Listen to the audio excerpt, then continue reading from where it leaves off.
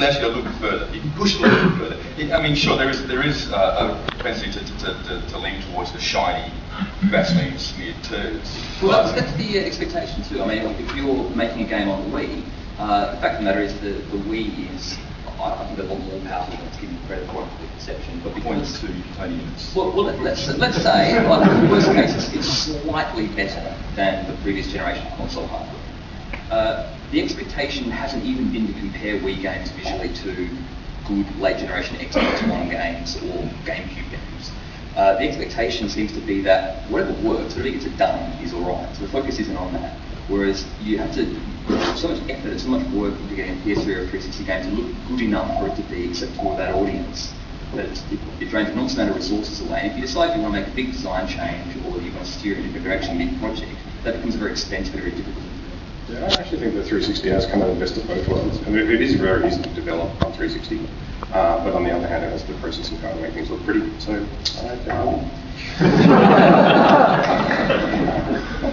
With this ease, programming argument, how important is the support that the various console manufacturers give you? Should that come into play in this argument at all, or should it be up to developers to make the best possible games using their own expertise? Yeah, so you go. Support helps. They can provide you with tools that get you, to the next level, and I think that, I haven't done any development on the Wii because it's not really a next-gen console. But both Microsoft and Sony are providing pretty good support at the moment. Hey guys.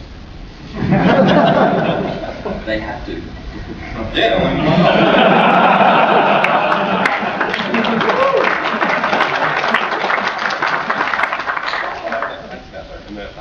I think it's actually more important now. In the previous generation, the PS2 was such a clear winner, and it did have, I think, the best games of the previous generation.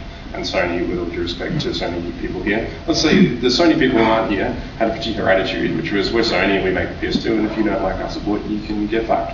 With all due respect to the Sony people. But now that's all changed, and that there isn't kind of a clear winner. So I think the support, of the current generation of platforms, yeah. Right. Wow, okay. Yeah, what if you just hit books and stats? It's not about sales, guys. But anyway, I think the support is very, very good now. I'm enjoying it very much. In conclusion. Again, support doesn't necessarily make a great game. Some of the great games out there. Do you remember the Sega Saturn? And that was not a lot of fun to code for, apparently. But there were some great games released for it. Raiden Silvergun was awesome. But it's a great game, and it's on a console that sold, 5 or 6 units. You bought one, didn't you? Cameron and David, what do you think of Tony's argument about the lifespan of the console, that the games continually get better over the lifespan of the console? I mean, if we look at PS2 today, we're not exactly seeing a whole raft of new titles coming out that are really pushing the hardware to its limits. We're seeing Buzz and SingStar.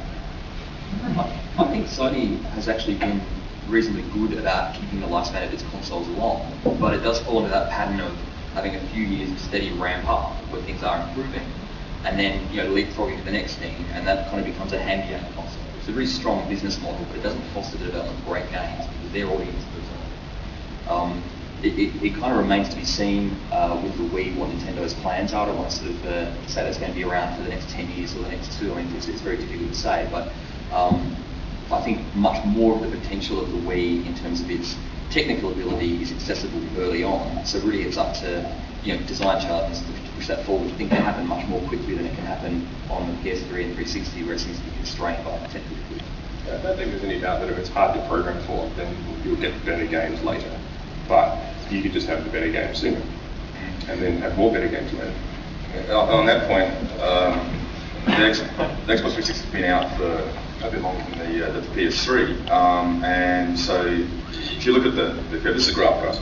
The 360, you've got quite a good quality fairly early on because it's fairly simple and it has to be for Xbox programmers.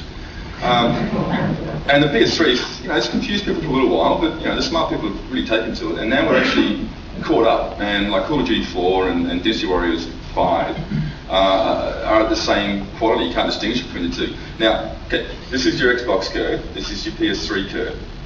The next 12 months, we're going to see a leapfrog above what the 360 can provide. Like Cam was saying, the games will get 30% better on the 360. They'll get a lot better on the PS3. There's a lot more we can learn about. There's a lot more you can do with it. And over the lifespan of the PS3, in the same way we did with the PS2, that was awful to program for at the start. But over its lifespan, we were doing some incredible things with that, just a couple of years ago. And the same thing's happening with the PS3. Sony produces consoles, they make hardware. That's what they do well.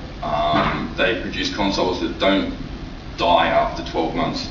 And not going to be shut down after 5 years. They're actually going to be around for 7 to 10 years. So people have the time to perfect it and to produce games that are great. The time to reiterate on the rule of 3.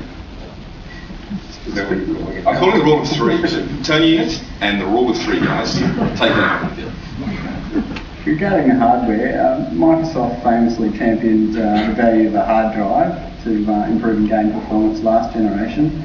And then this generation has made it optional. Nintendo aren't interested in a hard drive for the Wii at all. PlayStation 3, it's now commonplace, mandatory.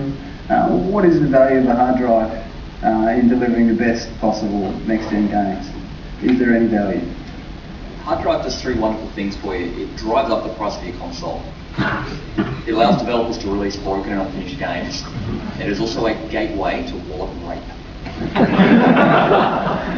Charging for additional bits of games that you should have had in the first place. I don't think it's... Microsoft has clearly decided to use the hard drive only for those features, because the way it's optional means they really can't use it to genuinely benefit any of the games that come out of that platform. Sony, having, on the other hand, made a commitment to it, but I'm still not sure I've seen any evidence of a game that's actually better or with the hard drive or not even possible without it. It doesn't seem worth limiting your user base by upping your cost of entry that much. I reckon it depends as well on whether we're talking about just the best games. Like, I don't think there's any doubt that you could make the world's best game and it wouldn't need a hard drive. If you're talking about the best platform, being able to download content on Xbox Live Arcade and games like that really adds to it. That doesn't really require a hard drive, does it? I mean, we download virtual console games, we work games, little tiny games. 100 years ago. Not real games, not great games. One of the big issues at the moment is that the assets that are required now for games have leapfrogged. We're looking at textures going from 256K to 2.5 meg. The amount of data has gone up by a factor of 10, but our optical devices are still as slow as ever. So not having a hard drive means... In some cases slower. Yes. So it's like, a hard drive I think is critical. But like Cam was saying, downloadable content, you want to do other stuff with your console rather than just play games on it. You want to be able to look at your media and show your photos off and do whatever else you want with it. That's not a game, doesn't make a great game, but it's something else you can play with. That was pretty weak, Martin. Sorry, no, that did, yeah. Let's talk about control systems, because obviously Nintendo this generation has unleashed a radical controller. Sony decided not to throw the baby out with the bathwater and take a little bit of motion sensing capabilities, but keep the standard pad. Microsoft said we've done all that 10 years ago with Sidewinder. It was crap then, it's crap now. We'll keep the Xbox pad, thank you very much. Which is the best approach? Well, it's just, it's still a bit embarrassing, this one, really.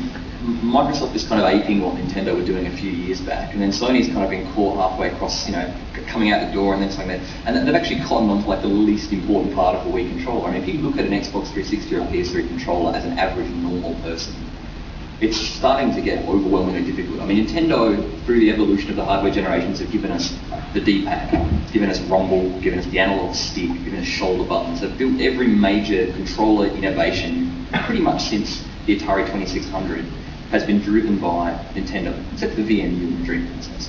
Didn't catch on. What's an example, we're talking about games, right? What's an example of a great game on the Wii that's only possible through the controller? a great game on the Wii presently, Excite Track is an absolutely sensational experience that is not really... Yeah, but you're not putting Excite Track, I mean, with all due respect to Well, no, we're talking about the future though. I mean, the Wii, I think, what's happened with the Wii, right? It's genuinely disruptive technology. Right now, like, what's an example of a great game on the Wii that couldn't have been done with an Xbox controller? Couldn't have the Xbox controller. I'm not sure there's a great one yet for the Wii that's really cracked that mark. We're talking about the future though. I mean, the Wii, I think, is doing what the DS did originally. It's turned out as a very disruptive, different way of doing things. Nintendo has shown through some smaller projects, mini games, they've pointed the way to a few innovations there. And it's going to take a year or two for that to really start to come good. Other developers kind of catch up to speed with that. And I think it's the astonishing new experience for the next couple of years in the Wii that won't rely on how they look at how to play. And I think, Metroid Prime 3, I've not had a chance to play that yet, but it looks like it's pointing the way towards a new way of controlling that style of game. I don't know if it's perfect or not, but maybe that points the way to the next great thing in that style of gameplay. And the Wii things from the next couple of years that really do drive that. And I don't think you can leave out, I mean, sales here perhaps not so important in terms of determining great games. But I think it's only really on a console that has a very broad reach that you can find genuine niches within which great games can flourish. If you've got a small user base and a hardcore, well-defined user base, you need to appeal to that user base to almost everything you do. Whereas the Wii Remote is the kind of thing that is very inclusive of people who are lapsed gamers, people who are disinterested in the style of gameplay of the next Xbox 360 and PS3. It's brought people back to gaming, it's brought people to gaming for the first time. People I know I never would have expected to find a console in their home, just popping up under people's TVs. And that does mean that because those people are able to play a game, interacting with it in a simpler, more direct way, that there'll be markets for different styles of games. In some ways, it's not just blockbuster action movies. There will be different styles of games. I think that, the Wii Remote is fantastic. It's a lot of fun, and yeah, it does allow people that don't really get games to play games. But I think that what Sony's doing is going a step further. I mean, they've got the little bit of motion in the remote they have now, which is that's okay. It's not a big deal.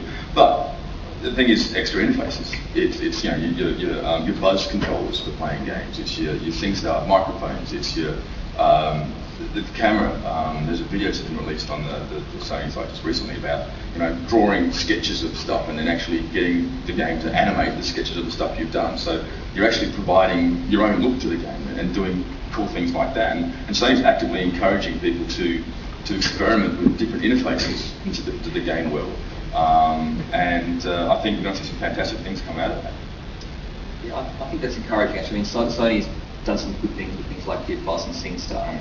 In terms of the PlayStation 3, though, I think that's the kind of audience that's interested in those sorts of experiences. That's a very heavy investment to get that into that kind of experience. I think that's really, we're talking more about the PS2, I think, in terms of hitting that market with those controls. Yeah, I think that Guitar is a good example of the type of game that brings non-gamers into gaming. And that's exactly the type of thing that you might have when you go into your friend's place and they've got an Xbox 360 and you fire up Guitar Hero with all one. Yeah, sure, but I'm saying that my point is that you're a point of unique to the Wii. It's not like only the Wii is experimenting with new genres of games. But look, the idea of a pointer. I mean, there's the motion control, which is fun and interesting, and there's a set of fairly limited applications that do add extra twists and wrinkles to existing types of games. PS3's got that option now too. But the idea of a pointer, like a freehand mouse type of interface, it opens up the kind of people who are quite happy to play a game with a mouse on a PC, casual gaming context, with an inexpensive device and something that can sit on a coffee table, it looks like a remote, it's not, it doesn't have the cringe factor or the unapproachability of some of the more other modern game controllers. I think you find that the sorts of experiences that come out of it much simpler. And the kind of design sensibility that comes out of, a simple, obvious one primary button, a secondary button, and a direction. The kind of gameplay, I mean, constraints you're talking about is a bad thing. Constraints from a game design point of view can be enormously helpful and can point you towards new, more intuitive, better ways to interact with technology. I mean, obviously everyone would argue that accessibility, for a game to be accessible is a great thing because it opens up the market, but that doesn't necessarily deliver the best next-gen gaming experience, does it? Accessibility doesn't deliver. No. Wii Sports is a very accessible game, but is it the best next-gen game for that'll be this generation? Well, it depends from whose perspective. I mean, for example, my dear old mum played that, and she's not ever been interested in a video game before. I think there are a lot of people getting into those sorts of experiences who are feeling like they're a little bit more directly involved with what's going on the screen. They're not pushing more and more buttons and different combinations. They don't feel like they're distanced from that. So what you're talking about in Wii Sports is not a very deep, detailed experience that would excite the people in this room for a long period of time. But for a lot of people, that's the first step towards what will be the great game experience for that direct interaction with the tech. I think it's a great idea, the Wii Remote. I love the fact that my mother can play it and my 3-year-old daughter can play it, but I don't think it necessarily will produce great games. It is a very simple device, and I think it's also quite limited. But as to whether it will produce the great games, I think maybe you get a couple there, but overall. I think that PS3 shit and Xbox 360 shit is going to look old-fashioned and dorky. Quite honestly, I think in a couple of generations' time, if we tease this thing out and come back to this conference, I think that style of control is old hat at this time. If it happens like that, then it will be adopted by the other manufacturers. I mean, it becomes the like thing. Nintendo's control standards always. Yeah, exactly. So there's no reason why the PS3 and even maybe the Xbox 360, if it's not compatible, could do a similar type of thing. So in that respect, yeah, Sony will just steal it. And then produce great games with what's all about. Big sports with like lots of shiny graphics. Or something. Sony's talked a lot about the benefits of the Blu-ray disc drive in PlayStation 3. Should we be talking about the benefits of a disc format at all, or is it irrelevant to making the best games? Yeah, I can't see anything to say that great games can only be made with a lot of content. So, like Blu-ray's bigger, there's no doubt about that, but I don't think that means there's necessarily anything about correlation with great games.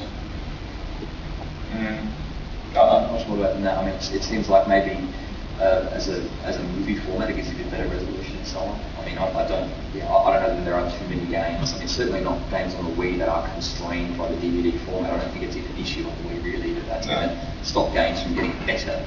I think though if you're perching your game atop, millions and millions of pixels worth of textures and huge amounts of geometry and loads of rendered cutscenes and hours and hours of voiceover, then you probably do like a lot of discs. So sorry, you're saying that's a good thing or a bad thing? I'll leave it up to you guys. That's not my cup of tea. I think what the Blu-ray does is makes it a little bit easier for developers. You don't have to worry about trying to squeeze in your millions and millions of pixels into just a few gig. You've got the extra space to play around with. You're going to put some extra content on it, which is interesting. You can chuck in some movies and other bits and pieces. But I think ultimately the device it's going to be downloaded. It's going to be digital content eventually. But that will be next generation. It's going to be 5 to 7 years before it's seriously the optical device is no longer an issue. What about the console's online infrastructure? Xbox Live turned 5 this year.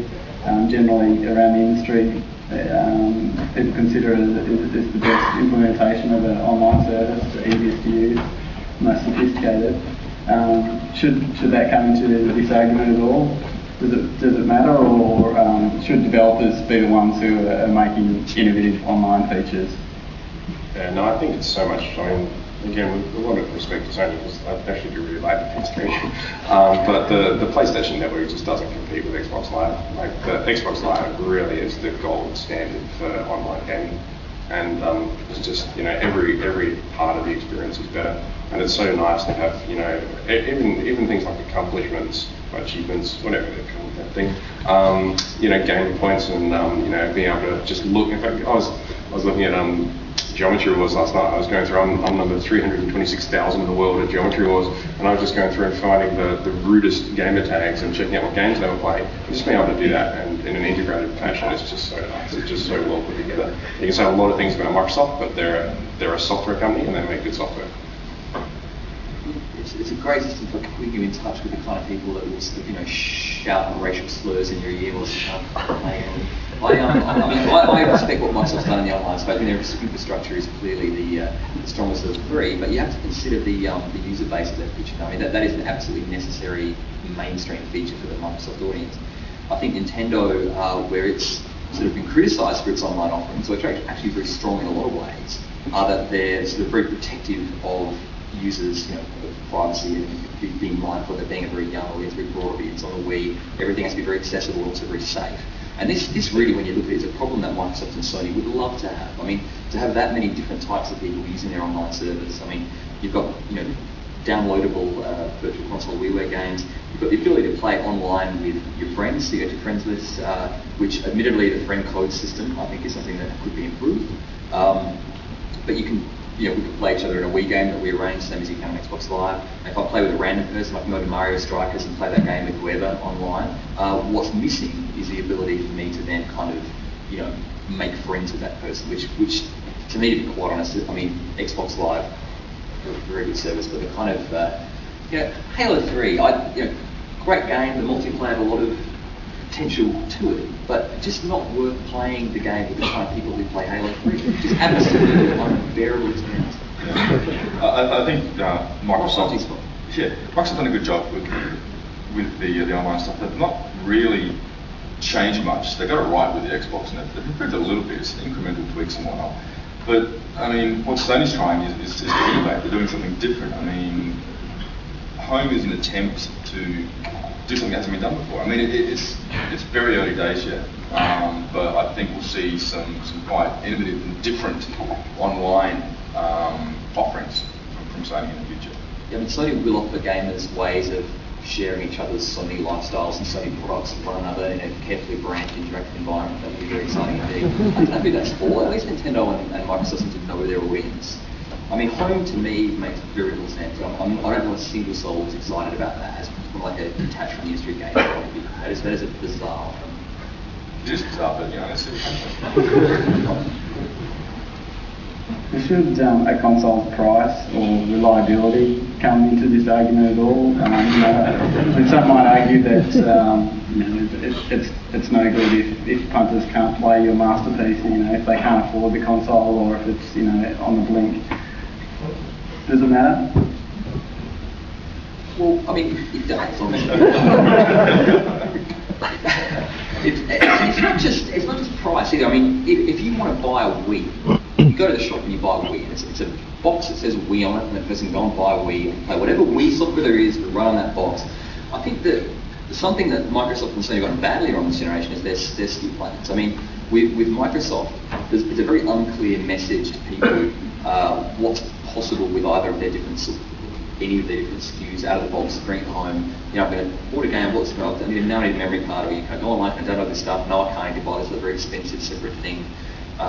With Sony, there's been like this mixed message about backwards compatibility and so on. So, there's a lot of disgruntled people who are having a bad experience and then not going to continue to want to be part of gaming as it moves forward. I mean, I think those things are turning people. It's becoming more like PC gaming. It's very, very fragmented. Because I think what Nintendo has done is provided, the amount of tech that you need to generate the kind of experience that people want, and wrap it up in a very appealing, sensible package that's going to have a wide reach, which means that, as I say, I don't want to be too repetitive, but having a wide user base means that genuinely niche, different kinds of games can flourish, and that's where the new, great, fresh experiences are. I think reliability is important in the console. Obviously, you don't want to buy something and then have to take it back and get it repaired and all that sort of stuff. And I think Microsoft really dropped the ball on that one. Price for the PS3 is an issue at the moment, but I mean, Sony. I mean, I bought my PS2 for $850 when it came out. PS3's now down to $700 here, and it'll continue to drop. And within a couple of years, it's going to be probably cheaper than the 360 because Sony are mass producing all the bits and pieces that they use for other things as well. I mean, that's what they do, is they take the hardware, they reduce it, they improve it, they make it better and cheaper. And so... One day they'll catch up to Nintendo and that'll be good. Well, no, because by then the Wii's going to be so obsolete and the game's going to be so old that Wii 3 will be out. I think people will get chasing this greater visual fidelity at the expense of genuine innovation. I don't think what's on the Wii's going to look old. It's pretty hard to argue for that. 360 for reliability. $1 billion and what I never had a console like some of the 360 games. Like I played 360 a bit, and you just get the train, you press the button. Is today going to be the day? I think that's probably a mistake, but I mean, they're obviously it's adding to the experience. No, I mean, it's great. Use it 360. Oh, it's cheaper than the PS3. How about that? One quick one before we wrap up. High definition visuals, does that matter? Everyone's, the big trend this Christmas will be everyone buying massive plasmas and LCDs. Is Wii going to look good enough in a couple of years' time when the majority of the population have high def panels? We're talking about the majority of the population. The majority of the population has their high definition consoles hooked up to their TVs incorrectly. I don't think HD is as much on people's agenda as you might think. I wish I had that with me, but there's a terrifying percentage of people using the Xbox 360 with component cables with a switch flipped over to the SD side or hooked up incorrectly, not making use of that. I don't think to the average person, high definition visuals are not well understood, and they're not a key factor in determining either a purchasing decision or determining what makes a great game. I think they are in terms of the purchasing decision. Like, one thing, as a gamer, I don't really care that much about HD, but when you go into like a Harvey Norman or whatever, and you actually see something like Motorstorm running at HD, you go, wow, that looks amazing. That looks so much. I mean, that's a step above previous generation games, and you can't. That's me, dog shit. It's really a rat bag game, isn't it, too? It was your fault.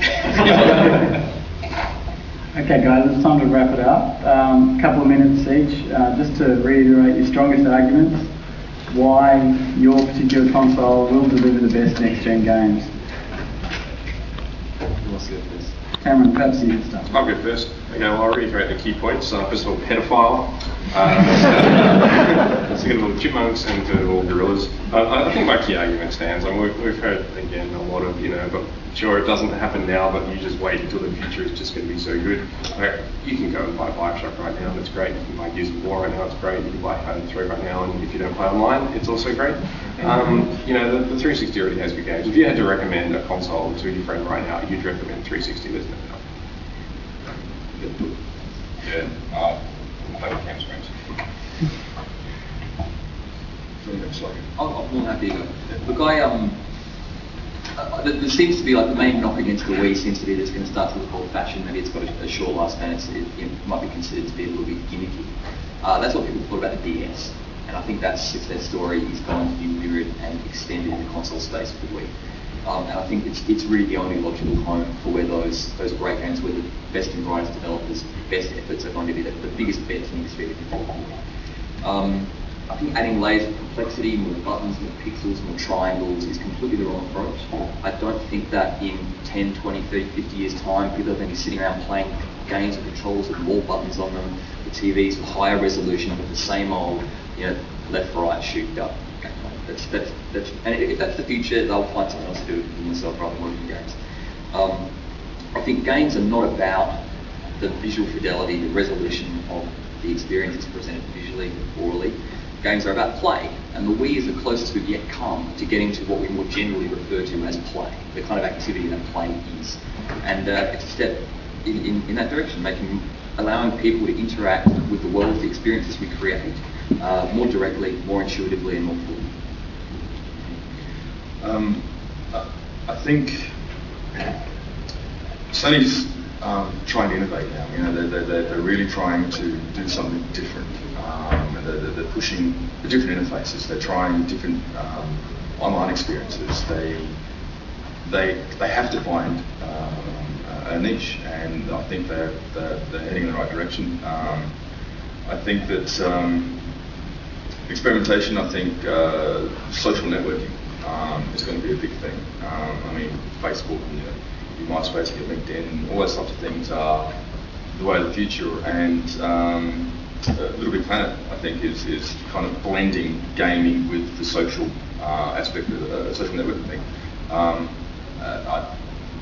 think there'll be great things coming from Sony in the future. You might be able to afford one then too. He doesn't own it. Or a 360. I got a Wii.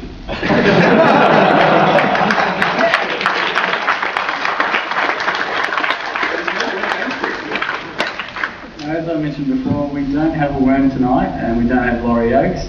So we'll settle this by the usual matter, by crowd participation. I thought we were supposed to do like a breakdance thing at the end. You're welcome.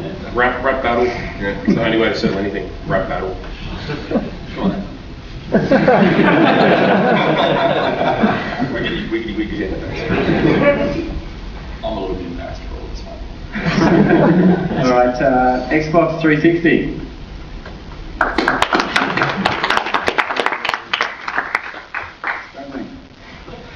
PlayStation 3. I think we have a winner. Nintendo's Wii.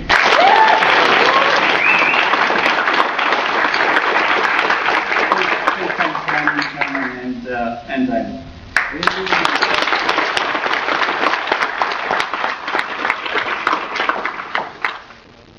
Thanks once again to Jason and the panel.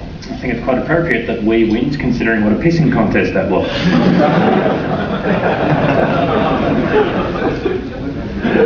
I do believe this.